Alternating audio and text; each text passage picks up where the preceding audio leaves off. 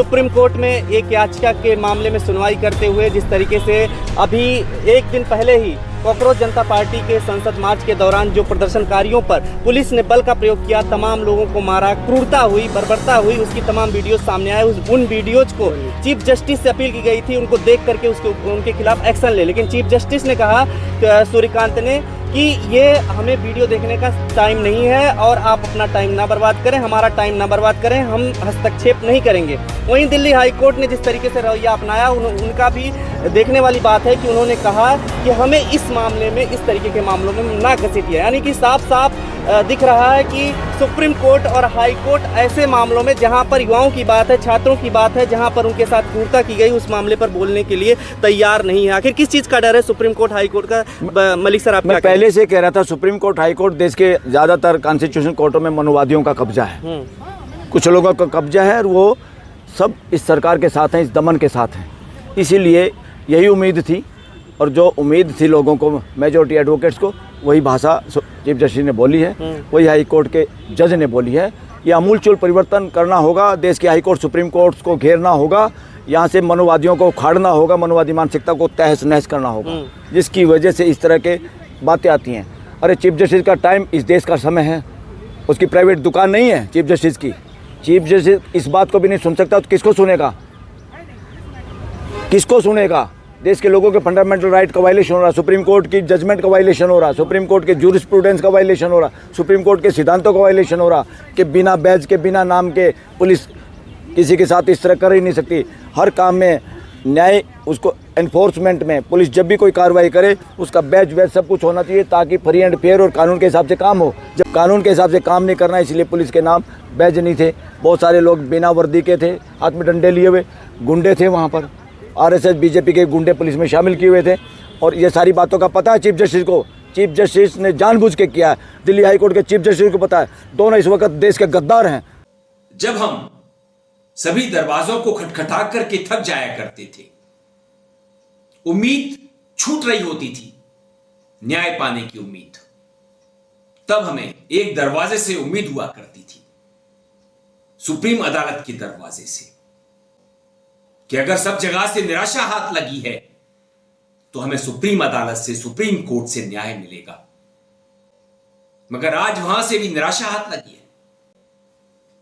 Supreme court के chief justice Suryakant ने जैसी बात कही है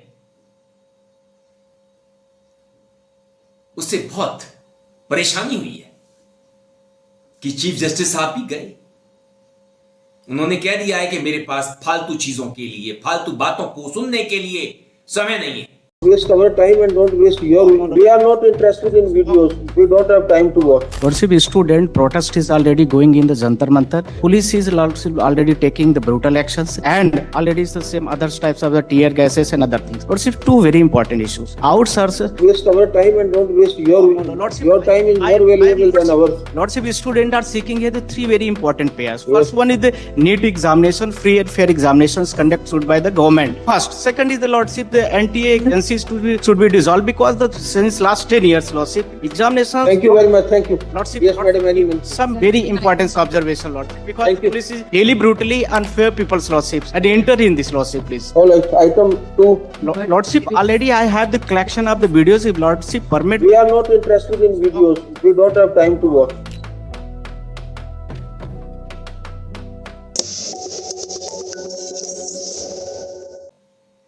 अब ये फालतू बात कौन सी है? जंतर मंतर पर पुलिसिया अत्याचार, लाठीचार्ज, टीयर गैस, पैलेट का इस्तेमाल, पैलेट गन का इस्तेमाल। देखो भाई को कितने सारे यहाँ पे जख्म हो गए हैं, देखे आप देख सकते हो। और बताइए इतने सारे जख्म लेकर बंदा सोएगा कैसे? गर्मी इतनी हो रखी है। मगर चीफ जस्टिस साहब के पास यूके जाकर के बैडमिंटन खेलने के लिए समय है, एक जरूरी याचिका सुनने के लिए समय नहीं है।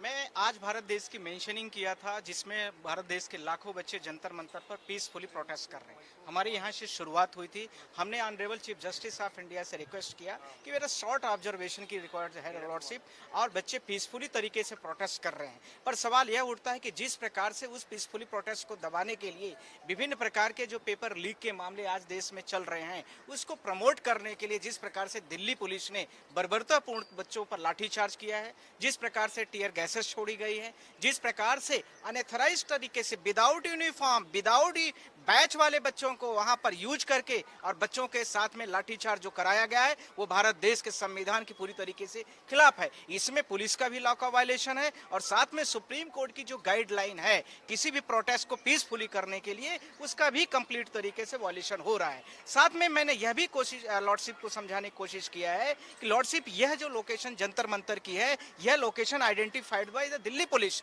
And central government of India, और उसी में सबके प्रोटेस्ट होते हैं और पीसफुली होते हैं।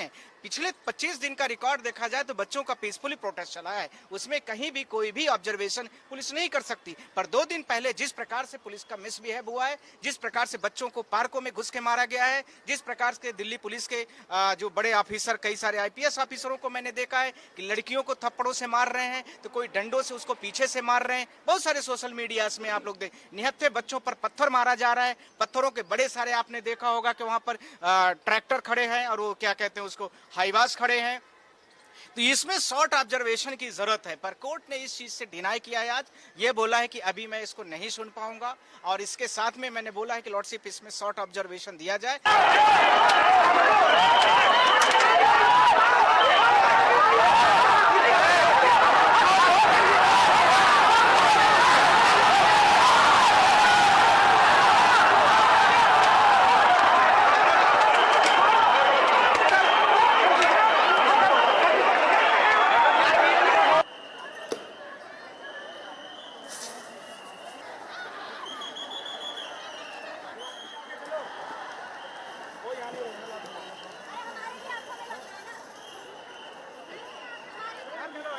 चलो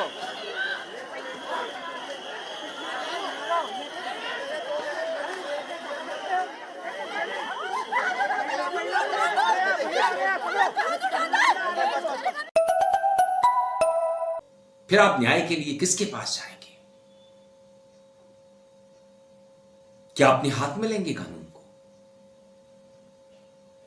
बच्चे तो अहिंसक आंदोलन कर रहे हैं।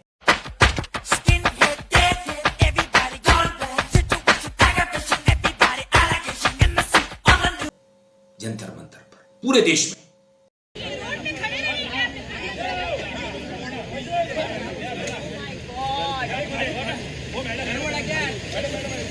भैया stop touching her.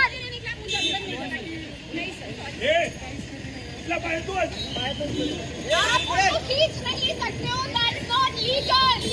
बस आगे गाड़ी चल, आप कैसे ला सकते हो? Who's standing on the road? You're pulling me in the back. My hands are literally shivering right now.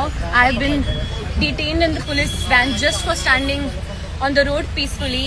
I didn't say a word. I didn't even start the protest. I was just standing because my brother, my male friends were detained and we were just standing on the road. Me and 2 of my other female friends. Yes, please. मेरा आज practical है maths का, and without any reason मुझे उठा लिया गया है यहाँ से, और मेरा एग्जाम में अगर मिस हो गया तो बड़ी प्रॉब्लम हो जाएगी। And you can see everyone is in the van with no explanation. ये तानाशाही वाली सरकार है। And they are not telling reason. कोई आंसर नहीं है। हम मैं स्पेशली सिर्फ रोड पे खड़ी थी, मैंने तो कुछ बोला भी नहीं, शुरू भी नहीं किया कुछ बोलना। And I've been pushed by 4 to 5 women, left, right, center, just for standing on the road. अलग अलग शहरों में